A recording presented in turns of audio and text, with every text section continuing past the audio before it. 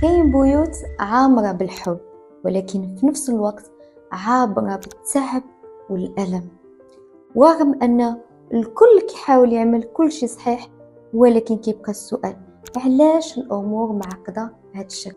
المشكل ماشي في الطفل أو المراهق أو الشريك، المشكل في جروح لم تعالج، في جروح هي اللي كتحكم في ردود أفعالنا. هنا كتجي منهجية نور. منهجية نور ليست فقط لعلاج المشاكل السلوكية عند الأطفال، هي أيضا منهجية حياة.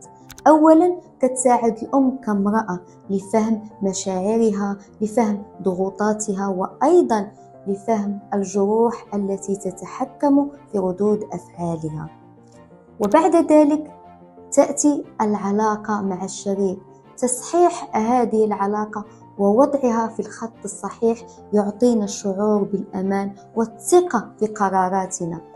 وأخيرا تأتي منهجية نور لتكون منهجية حياة، أسرة تشعر بالأمان وتشعر بالحب وأيضا الانسجام.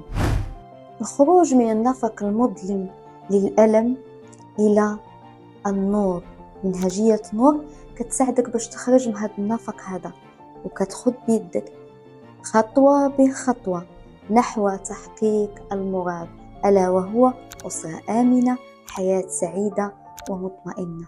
لمعرفة المزيد عن منهجية نور يكفي إرسال كلمة نور في التعليق وسيصلك رابط التسجيل.